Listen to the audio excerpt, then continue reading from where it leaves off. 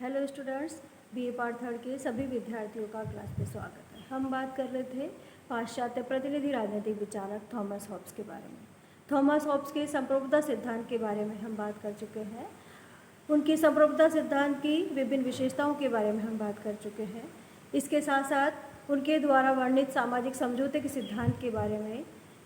हम बात कर चुके हैं। उसके संदर्भ में हमने उनके मानव स्वभाव का जो वर्णन उनके द्वारा किया गया उसके बारे में बात कर चुके हैं। प्राकृतिक अवस्था के बारे में उनका जो वर्णन था उसके बारे में हम बात कर चुके हैं। आज हम बात करेंगे अनुबंध के माध्यम से राज्य की उत्पत्ति, और इसके साथ साथ हम देखेंगे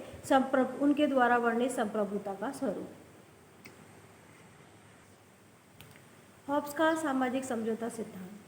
इसको विभिन्न चरणों में हमने देखा। सबसे पहले उन्होंने मानव स्वभाव का वर्णन किया, वो हमने देखा पिछली क्लास में। इसके साथ साथ प्राकृतिक अवस्थाओं का उन्होंने वर्णन किया, वो भी हमने देखा। आज हम देखेंगे अनुबंध और राज्य की उत्पत्ति, अर्थात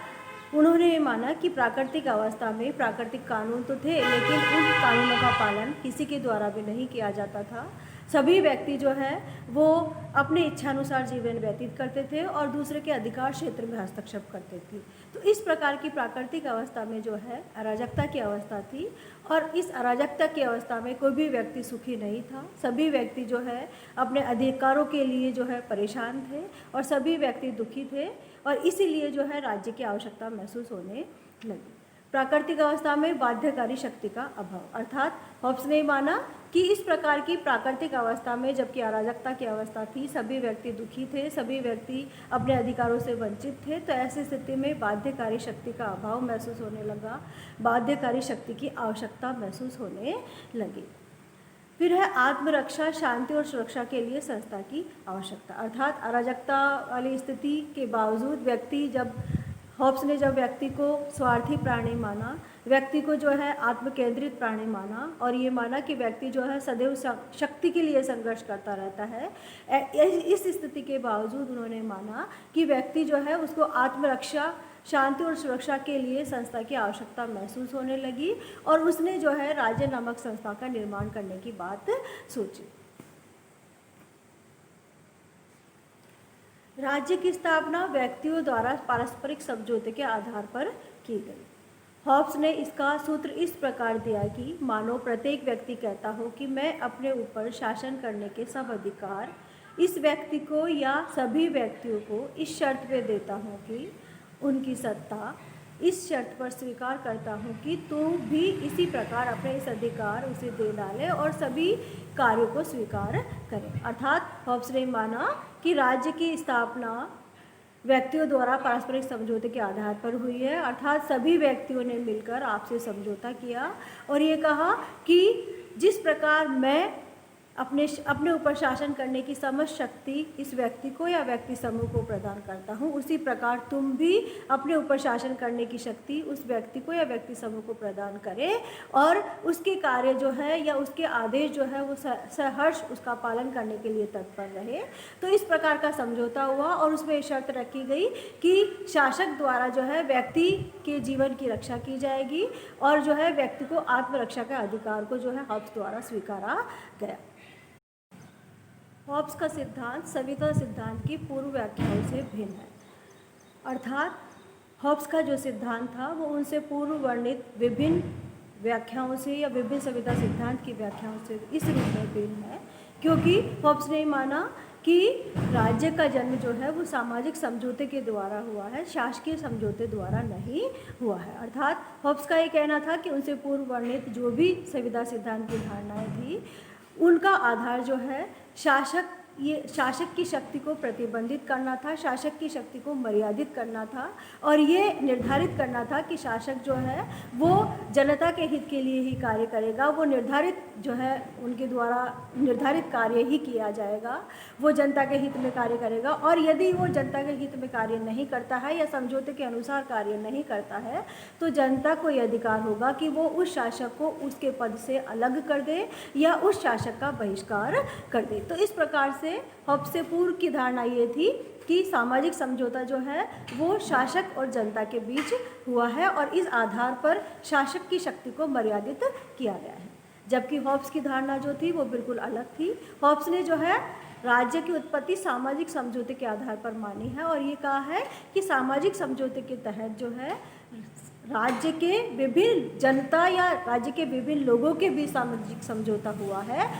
जनता और शासक के बीच सामाजिक समझौता नहीं हुआ है। अर्थात जनता ने आपस में ही समझौता किया है और ये कहा है कि हम सभी व्यक्ति, मैं और आप सभी व्यक्ति मिलकर अमुक व्यक्ति को या व्यक्ति समूह को शासन की समस्त शक्तियाँ प्रदान करते हैं, और उस शासक के आदेशों को सहर्ष पालन करने के लिए जो है हम स्वीकार करते हैं, या उसके आदेशों को पालन करने के लिए हम जो है सहमत है। तो इस प्रकार से हॉब्स ने माना कि सामाजिक समझौते का आधार जो है वो जनता का आपसी समझौता है, वो शासक और जनता के बीच कोई समझौता नहीं है। और वो ये भी मानता है कि जो शासक वर्ग है वो समझौते से ऊपर है, अर्थात वो समझौते से बंधा हुआ नहीं है बल्कि वो समझौते से ऊपर है।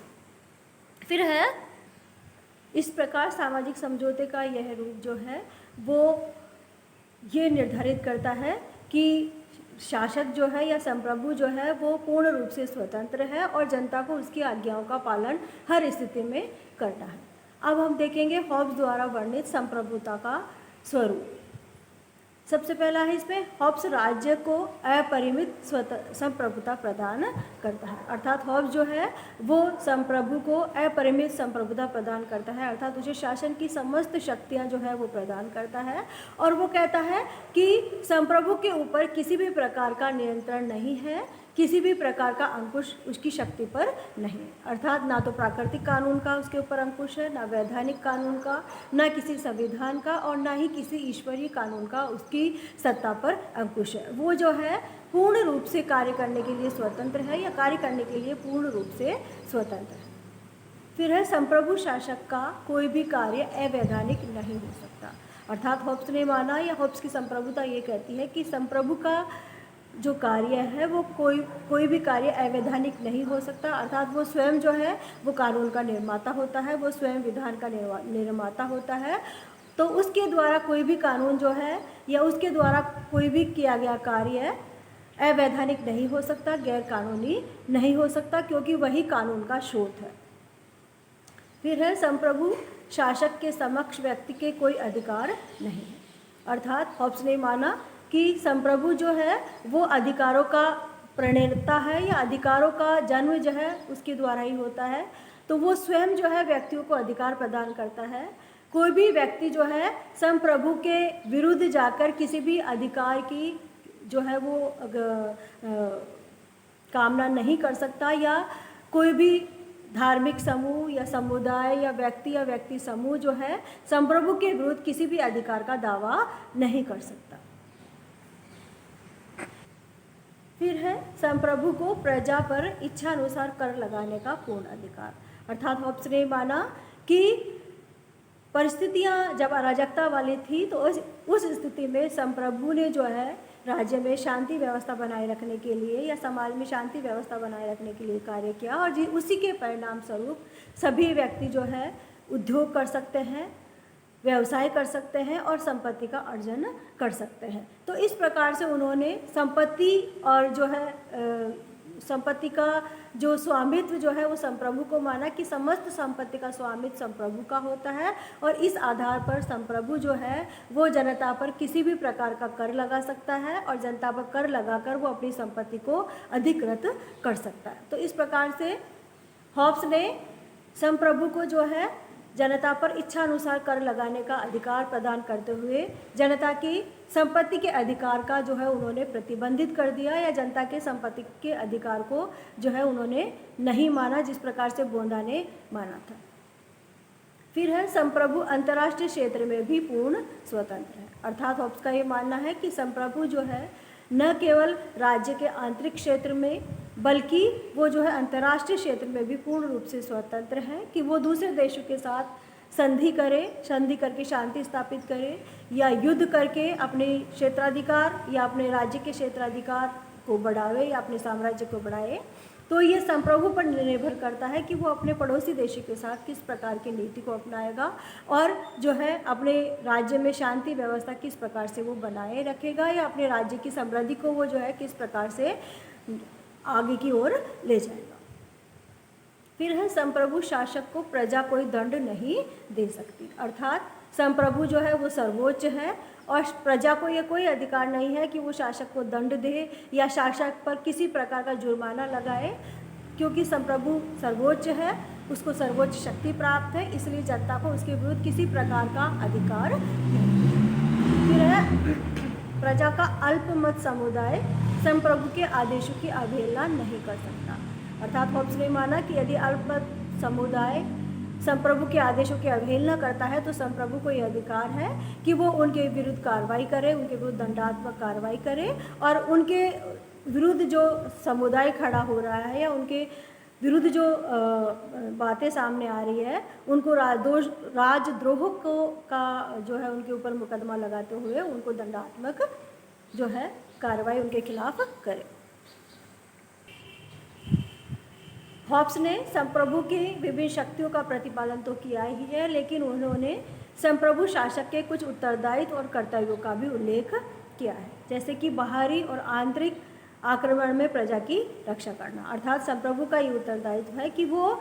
बाहरी आक्रमण से भी प्रजा की रक्षा करे और आंतरिक क्षेत्र में भी यदि कोई उपद्रव होता है, कोई विद्रोह उत्पन्न होता है, कोई जो है अशांति उत्पन्न होती है तो ऐसी स्थिति में प्रजा की रक्षा करे। फिर है राज्य में शांति और व्यवस्था बनाए रखना, अर्थात ये भी संप्रभु का दायित्व है कि वो अपने राज्य में शांति और व्यवस्था बनाए रखने के लिए सदैव तत्पर रहे, वो ध्यान रखे कि उसकी राज्य की शांति व्यवस्था जो है भंग नहीं हो, उसके राज्य में अव्यवस्था उत्पन्न नहीं होनी चाहिए। इसके साथ साथ आपने ये भी कहा कि शासक प्रजा के प्रति कर्तव्य का पालन नहीं करता है तो प्रजा को राजा की अवहेलना करने का अधिकार है। यदि राजा उसे अपने आप को मारने, घायल करने, अपने ऊपर आक्रमण करने वाले का विरोध न करने अथवा वायु, औषधि और ऐसी वस्तु का सेवन न करने जिसके बिना वह जीवित नहीं रह सके की आज्ञा दे तो, या इसके अलावा राजा व्यक्ति को शत्रु से लड़ने या उसके अपने जीवन को खतरे में डालने की आज्ञा दे तो वह व्यक्ति अवहेलना कर सकता है राजा की। अर्थात हॉब्स ने माना कि यदि राजा ऐसा होता है कि वो अपने कर्तव्य का पालन नहीं करता है तो या फिर प्रजा के जीवन को खतरे में डालता है, उसको जो है जीवन की स्वतंत्रता प्रदान नहीं करता है, उसको जो अपने आप को स्वयं की प्रजा को स्वयं को मारने का आदेश देता है या घायल करने का आदेश देता है या उसके ऊपर आक्रमण करवाता है या उसको प्राण, औषधि इन चीज़ों से जो है वो अलग करता है, तो ऐसी स्थिति में जो है प्रजा जो है या व्यक्ति जो है वो उसके आदेशों की अवहेलना कर सकता है, क्योंकि जनता जो है वो राजा की आज्ञा का पालन जो है सिर्फ इस उद्देश्य से करती है कि राजा जो है उसकी जीवन की रक्षा करेगा और आत्मरक्षा के उद्देश्य के आधार पर ही राज्य का निर्माण हुआ है। राज्य की स्थापना का एकमात्र उद्देश्य व्यक्ति की सुरक्षा है, अर्थात समझौते के माध्यम से व्यक्तियों ने जो राज्य की स्थापना की है उसका एकमात्र उद्देश्य जो है व्यक्ति की सुरक्षा है, व्यक्ति के जीवन की रक्षा है। इसके साथ साथ राज्य मनुष्य की आंतरिक सामाजिक स्वभाव की अभिव्यक्ति नहीं है, अर्थात हॉब्स ने माना कि राज्य जो है कोई व्यक्ति की स्वाभाविक या प्राकृतिक स्वभाव का परिणाम नहीं है, बल्कि व्यक्तियों ने स्वयं ने मिलकर राज्य का निर्माण किया है। अर्थात जैसे पहले माना कई विचारकों के द्वारा माना जाता है कि मनुष्य जो है वो स्वाभाविक रूप से सामाजिक प्राणी है, व्यक्ति जो है स्वाभाविक रूप से नैतिक प्राणी है, इसलिए राज्य नामक संस्था का निर्माण जो है वो स्वाभाविक हुआ है। हॉब्स ऐसा नहीं मानता है। हॉब्स ने कहा कि राज्य जो है वो कोई आंतरिक स्वभाव का परिणाम नहीं है, या आंतरिक स्वभाव की अभिव्यक्ति नहीं है और ना ही वो स्वाभाविक विकास का परिणाम है, बल्कि उसका निर्माण जो है विशेष आवश्यकता की पूर्ति के लिए किया गया है। और विशेष आवश्यकता है व्यक्तियों की आत्मरक्षा, व्यक्तियों की जीवन रक्षा, और इस उद्देश्य की पूर्ति के लिए व्यक्तियों के द्वारा स्वयं के द्वारा राज्य का निर्माण किया गया है। इसलिए राजा के द्वारा या राज्य के द्वारा जो है ये एक कर्तव्य है, या इस कर्तव्य का पालन उसके द्वारा किया ही जाएगा। हॉब्स का सिद्धांत निरंकुश राजा का नहीं वरन निरंकुश राज्य का है। उसके अनुसार प्राकृतिक अवस्था की अराजकता की अपेक्षा किसी भी प्रकार की सरकार अच्छी है जिसमें शांति व्यवस्था कायम करने का सामर्थ्य हो। अर्थात हॉब्स ने जो है अपने सिद्धांत के माध्यम से निरंकुश राजा का नहीं वरन निरंकुश राज्य का निर्माण किया है और उसके अनुसार प्राकृतिक अवस्था में अराजकता की अपेक्षा किसी भी प्रकार की सरकार अच्छी है। अर्थात हॉब्स जो है एक जगह ये कहता है कि निरंकुश राजतंत्र नहीं, बल्कि यदि कुलीन तंत्र या यदि गणतंत्र ऐसी शासन व्यवस्था है जो कि राज्य में शांति व्यवस्था स्थापित करती है और अराजकता की स्थिति से जनता को छुटकारा प्रदान करती है और राज्य में शांति व्यवस्था स्थापित करने का उस सरकार में सामर्थ्य है, तो वो सरकार भी जो है सही है, वो सरकार भी जो है सामर्थ्यवान है और वो सरकार भी जो है राज्य के हित के लिए सही है। तो इस प्रकार से हॉब्स ने जो है अपने सामाजिक समझौते सिद्धांत के माध्यम से निरंकुश राजतंत्र की भी पैरवी करी है, लेकिन उसने कुछ जो है उसकी इस धारणा में या उसके इस सिद्धांत में कुछ असंगतियाँ पाई भी जाती हैं। अर्थात वो साथ साथ में कुलीन तंत्रीय शासन व्यवस्था का या गणतंत्रात्मक शासन व्यवस्था को भी सही मानता है कि यदि वो शासन व्यवस्थाएं राज्य में शांति व्यवस्था स्थापित करते हैं, राज्य में जो है सुव्यवस्था स्थापित करते हैं, तो वो भी अपने स्थान पर सही है।